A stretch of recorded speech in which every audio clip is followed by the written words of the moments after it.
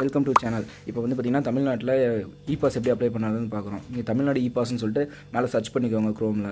Search பண்ணதுக்கப்புறம் பார்த்திங்கன்னா உங்களுக்கு லோட் ஆகி பேஜ் இந்த மாதிரி வரும். அதாவது இந்தியாவுக்குள்ளேங்கிறத நீங்கள் சூஸ் பண்ணிக்கோங்க. சூஸ் பண்ணிங்கன்னா இப்போ பார்த்திங்கன்னா ஃபஸ்ட்டு வந்து பேர் கேட்குறாங்க. உங்கள் நேம் என்னவோ அதை கொடுத்துக்கோங்க. நேம் கொடுத்ததுக்கப்புறம் எந்த ப்ரப்போஸ்க்காக வரீங்கன்னு கேட்குறாங்க. எந்த பர்பஸ்ன்னு கேட்டிங்கன்னா நீங்கள் டூரிஸ்ட்டுன்னு கொடுத்துக்கோங்க. ஸோ வண்டியோட ரிஜிஸ்டர் நம்பர் கேட்குறாங்க. உங்கள் வண்டி என்னவோ அந்த நம்பர் ரிஜிஸ்டர் நம்பர் மட்டும் நீங்கள் கொடுத்துக்கிட்டிங்கன்னா உங்களுக்கு தான் இருக்கும். நான் சும்மா உதாரணத்துக்கு என் வண்டி நம்பர் நான் கொடுக்குறேன். அடுத்து பார்த்தீங்கன்னா எத்தனை பேசஞ்சர் போகிறீங்கன்னு கேட்குறாங்க. காராக இருந்ததுன்னா 4 பேர், பைக்காக இருந்தால் 2 பேர் இந்த மாதிரி சூஸ் பண்ணி கொடுத்துக்கோங்க. நான் 2 தான் கொடுக்குறேன். உற்பத்தி வருடம், அதாவது வண்டி எந்த வருஷம் தயாரிச்சிருக்காங்கன்னு கேட்குறாங்க. என் வண்டியோட பார்த்திங்கன்னா 2014. உங்களோட மேனுஃபேக்சரிங் டேட் என்னவோ உங்கள் வண்டியை நீங்கள் அதை கொடுத்துக்கோங்க. வாகனத்தின் டைப்பு என்னது வந்து பைக்கு. நீங்கள் வந்து உங்களுக்கு வந்து காராக இருந்தால் கார் கொடுத்துக்கோங்க, பைக்காக இருந்தால் பைக் கொடுத்துக்கோங்க. எரிபொருள் ஃபியூல் வகை என்னது பார்த்திங்கன்னா பெட்ரோல். உங்களுக்கு வந்து பார்த்திங்கன்னா கேஸாக இருக்கலாம், டீசல் இந்த மாதிரி ஏதாவது இருக்கலாம். ஸோ உங்களோட கார் என்ன டைப்போ இல்லை பைக் என்ன டைப்போ அதை நீங்கள் கொடுத்துக்கோங்க. இன்றைக்கி வந்து பார்த்திங்கன்னா நான் இன்றைக்கி உள்ளே போகிறேன்னா இன்றைக்கி இந்த டேட் நான் சூஸ் பண்ணிக்கிட்டேன். ஸோ வெளியே வர நாள் வந்து உங்களோட விருப்பம் தான். நீங்கள் நாளைக்கே சூஸ் பண்ணிக்கலாம். ஸோ நெக்ஸ்ட் மந்த் கூட நீங்கள் சூஸ் பண்ணிக்கலாம். அது உங்கள் விருப்பம். நான் நாளைக்கு சூஸ் பண்ணிக்கிறேன். அதாவது பார்த்திங்கன்னா கண்ட்ரி எந்த கண்ட்ரி, அதாவது நீங்கள் எந்த நாடுன்னு கேட்குறாங்க. இந்தியா.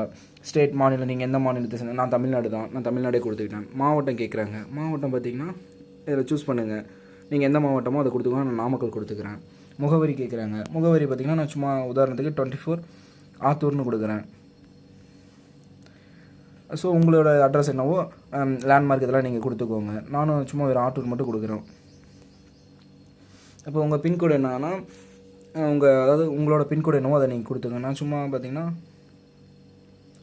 பின்கோடு கொடுத்துட்டேன். இப்போ தங்கும் இடம் கேட்குறாங்க. மேபி நீங்கள் தங்கும் இடம் பார்த்திங்கன்னா உங்கள் ரிலேட்டிவ் ஹவுஸாக இருந்துச்சுன்னா அவங்களோட வீட்டு address, door number plus phone நம்பர்லாம் நீங்கள் ஆட் பண்ணுற மாதிரி இருக்கும். சரி, அது இல்லை அப்படின்னா ஹோட்டல் சர்வீஸ்னு சொல்லிட்டு அங்கே எங்கேயாவது நீங்கள் தங்குற மாதிரி இருந்ததுன்னா ரூம்ஸில் எதையாவது அதில் பார்த்துக்கிட்டிங்கன்னா நீங்கள் அவங்க விடுதி, அதாவது விடுதியின் பேர்னால் நீங்கள் எந்த ஹோட்டல் புக் பண்ணியிருக்கீங்களோ அவங்களோட நம்பர் கேட்குறாங்க. ஸோ அவங்களோட நேம் ப்ளஸ் அவங்களோட அட்ரஸ் எல்லாமே அதில் நீங்கள் கொடுத்ததுக்கப்புறம் அவங்க ஒரு ரிசிப்ட் கொடுப்பாங்க. நீங்கள் புக்கிங் பண்ணியிருக்கீங்கன்னா அந்த ரிசிப்ட்டை நீங்கள் வந்து ஒன்று ஜேபிஜே ஃபைலாவோ இல்லை பிஎன்ஜி ஃபைலாவோ அதில் அப்லோட் பண்ணணும். அப்லோட் பண்ணி சப்மிட் கொடுத்தீங்கன்னா போதும். உங்களுக்கு வந்து இ-பாஸ் நீங்கள் எடுக்கணும்னா ஒன்று நீங்கள் முன்னாடியே அங்கே புக் பண்ணியிருக்கணும் ஹோட்டல் ரூம்ஸு. அப்படி இல்லைனா நீங்கள் உங்கள் ரிலேட்டிவ்ஸ் வீடு யாராவது உங்களுக்கு கம்பல்சரி தெரிஞ்சிருந்தால் மட்டும்தான் நீங்கள் மேலே போக முடியும். அப்படி இல்லைன்னா உங்களால் மேலே போக முடியாது.